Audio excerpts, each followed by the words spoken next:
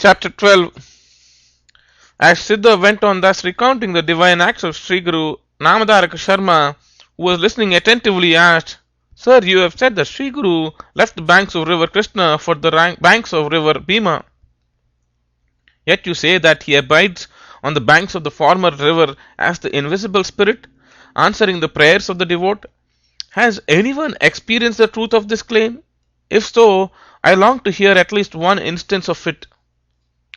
Siddha began, O Namadaraka, the Supreme Spirit of Self does not have anything like movement from place to place, location, or any particular state of existence. What seems so is but the divine play of the Lord. He will be experienced as per one's own attitude to him. Now listen, in course of time, people came to know from Ganganuja how the Lord blessed the yoginis and assured them of his presence there in spirit. So they worshipped the Padukas with due reverence. Indeed, all their wishes were fulfilled. I shall recount one incident. There was a Brahmin lady living in that area. All her children died immediately after. In desperation, she revealed her plight to a pious and learned Brahmin priest. The latter was divinely inspired to tell her thus, Madam, there can be several karmic causes belonging to one's previous lives for the loss of one's children in the present life. It can be the consequence of killing cows, Brahmins, dogs, snakes, and children, or of stealing others' wealth. In your previous life, you unfairly appropriated the wealth of a Brahmin of a Saunaka Gotra. He has become a vengeful spirit and has been killing all your children. One is obliged to reap the consequences of one's misdeeds of a former life. There is no other way to work out one's past karma. You too shall do so. The lady could not bear these words. She prostrated to his feet and begged him to teach her a way out of her pitiable plight. The latter replied, Madam, perform the religious rites necessary for the elevation of the Brahmin soul to higher realms of existence, along with special rites of absolution and repentance. Observe such religious vows for a month. Then take a holy dip in Ashtatirtha and worship the sacred Padukas and the fig tree. Then feed Brahmins and give away gifts of money plentiful to a pious Brahmin of Saunaka Gotra. The lady submitted, I do not have a plentiful store of money. I shall certainly observe the monthly vows and worship the Padukas. Subsequently, the Brahmin lady started observing the vow along with her husband. On the third night, the spirit that was killing her offspring appeared in her dream. She immediately ran to Sriguru, who was seated on the fig tree, and sought his refuge. Sriguru consoled her and sternly reprimanded the spirit. You, mean spirit, how dare you threaten a helpless woman? The latter replied, Lord, it is not proper for you to be partial to her.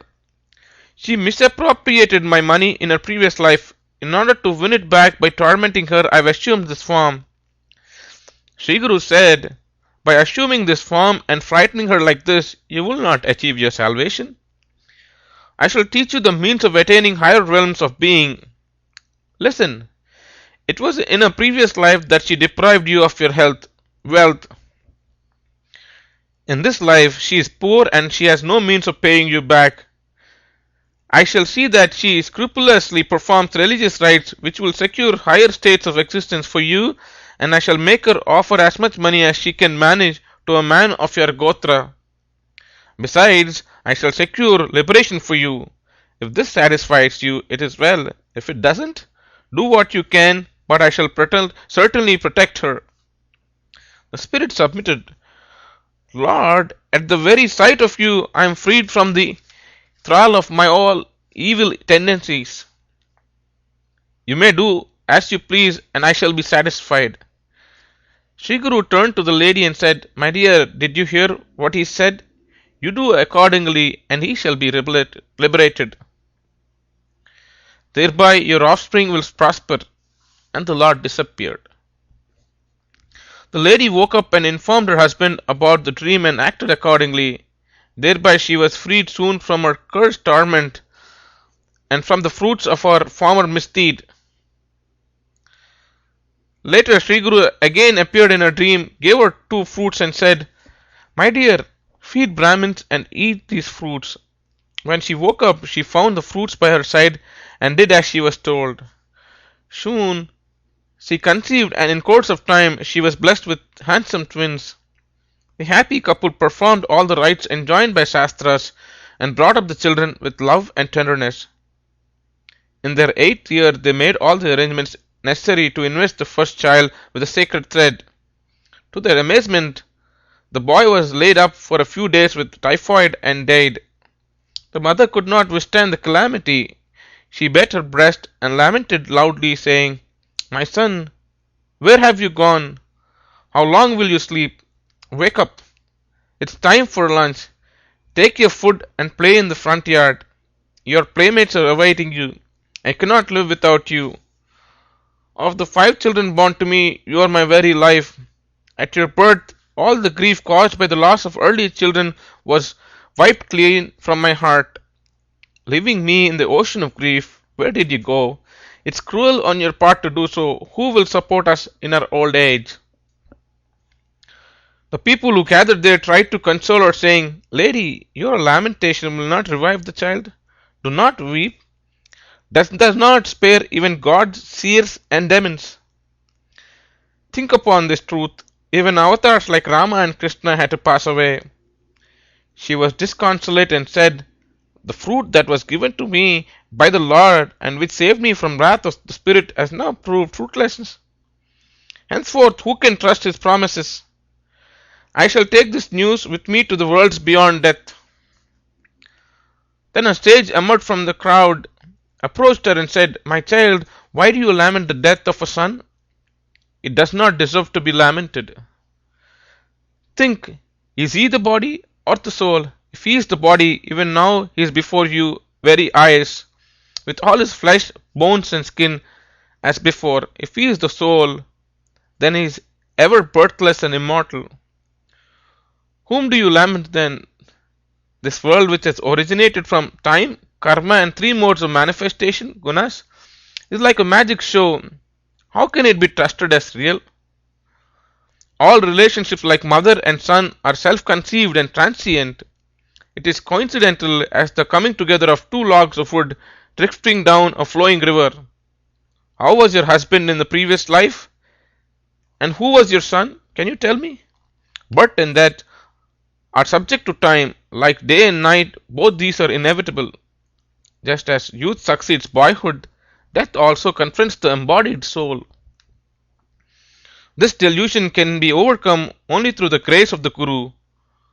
One who is born is bound to die, so do not weep. The dead cannot be brought back to life by grief, lamentation, or by any other means."